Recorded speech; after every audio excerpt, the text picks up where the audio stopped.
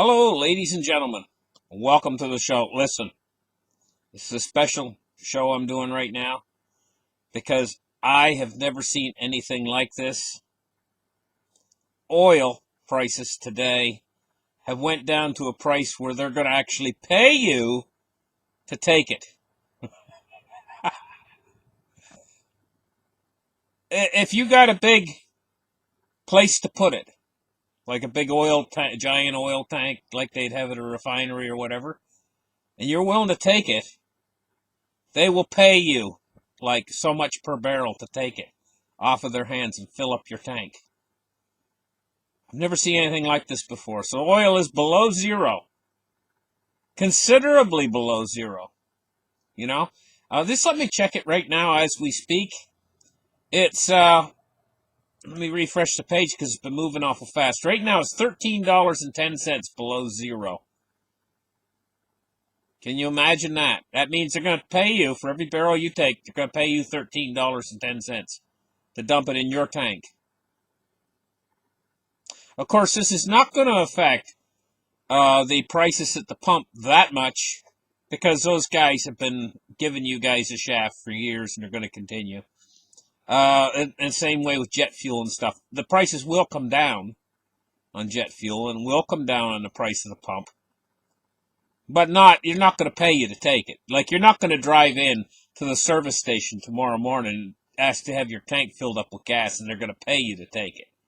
That's not going to happen. But you're going to see probably a substantial drop in the price at the pumps. But what I'm concerned about, and why I'm doing the show, is what's going to be the ramifications of this? Because this is not going to go unnoticed within the financial system. There's so many oil futures contracts and oil derivatives out there that are connected into the big banking system. Right now, I'll tell you what's happening. Anybody out there, there's going to be a lot of shows on YouTube. It's going to come on this afternoon, tonight, and whatever. And they're going to say they know what's going to happen tomorrow. If they tell you they know what's going to happen tomorrow because of this, what's happened today, they are lying to you. Because I don't know exactly how this is going to play out, but I know this is big, really big, because this is an oil-based economy. Everything's made with oil.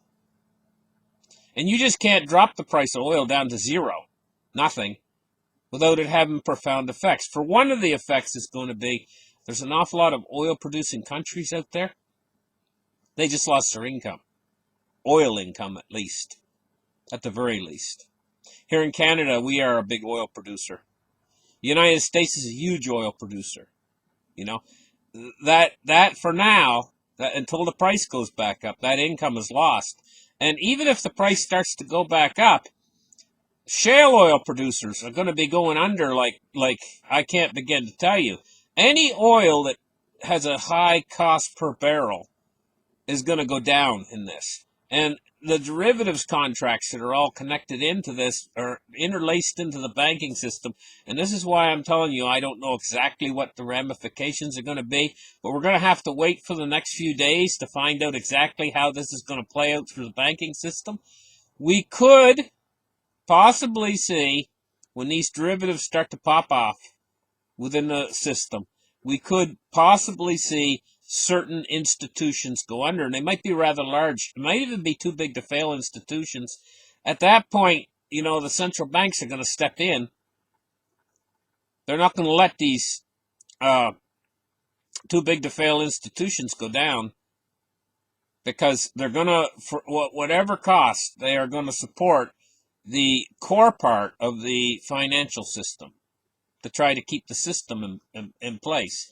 But this was a big domino that just fell, right? And, you know, if too many dominoes fall, I can tell you this much. If too many dominoes fall at once, they could lose control over the whole thing. And that would be, well, that's what I talked about in a show I did about 2 days ago, when I said what would be the effect of a complete meltdown. In other words, a complete deflationary spiral that went out of control. And, you know, we are so close to the precipice right now with oil prices falling down to zero, you know. We're so close to that precipice. We're riding on the edge of the precipice.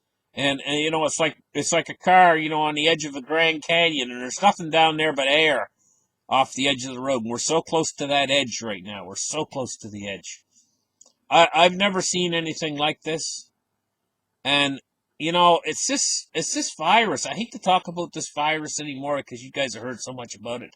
But it's this virus that's pushing the system right now toward the brink, and I know the virus is bad and everything, but I'm going to tell you, now, just for argument's sake, I'm not going to say the system is going to collapse and go into this deflationary funk that would collapse everything. I'm not going to say it's going to do that, but just for argument's sake, if we were to go into a complete and utter collapse, absolute, complete and utter collapse, the virus would disappear. It would. It would disappear.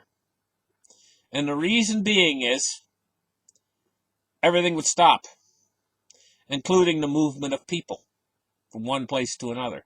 And so whatever small community or few people that have had the virus, they wouldn't be able to spread it very far just within their community. And one of two things would happen. Either the people that catched it would die from it, or the people who had it would get over it. One of the two, and the virus would disappear in a matter of about a month or two. It would be all gone, And this is how the virus spreads is the movement of people. And, an utter collapse would end the movement of people. But at the same side of that coin is, without the movement of people, you got no economy, absolutely zero economy, and you got zero food production. You got zero ways of transmitting the food. You've got nothing. You're on your own, basically, if that were to happen. Now, I'm not saying that's going to happen. I was just doing a what-if scenario. I think the central banks are going to come in at whatever cost to prevent that from happening, because their skins are on the line. Basically, they're up in an ivory tower, right? 100 feet up above the ground in an ivory tower. Well, what would happen is if the whole system collapses, so would the ivory tower, and who can survive a 100-foot fall? So they have to keep that ivory tower intact. They have to keep their command and control over the people intact. And a complete and utter collapse would be a loss of control over the entire system. So they're not going to let it happen. They're smart enough. They didn't get in those positions of power where they're at by being stupid. So these are some of the brightest people in the room.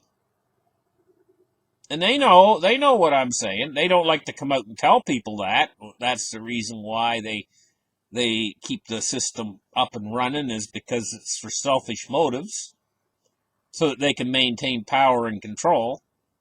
They don't come out and say that outright, but they're going to do whatever it takes to maintain that power and control. And if that means producing endless amounts of money to support that side of the system that's collapsing, if they have to, they'll buy oil themselves. I wouldn't be surprised if they're doing it right now. Only thing is, you got to have some place to put it. That's the thing. They figure something out. If they gotta decommission some old ship and fill it up full of oil, they'll do it. They're going to keep this system running, guys. But this was a big one. This was a big domino that just fell, and I can see it pushing them into more types of monetary stimulus and more support. That's what I see coming from this, ultimately. And we could actually see failures in institutions in the next day or two. It's going to happen pretty soon, within the next few days, forward from what's just happened. I probably won't see it happen today, but hold your breath over the next few days, because whatever ramifications this is going to have, it's probably going to play out over the next few days or weeks. And we're going to have to wait until that time goes by before we actually see if this is going to cause some major damage to the financial system or not. So this has been your update on what's happening. We saw oil today drop down below zero, drop down into the area where they'll actually pay you to take it, if you've got a tank to put it in. That's what we've seen happen today. And this is absolutely unheard of in the history of markets. I've never heard of anything like that before. Bye-bye, guys, and we'll catch you tomorrow on the market report.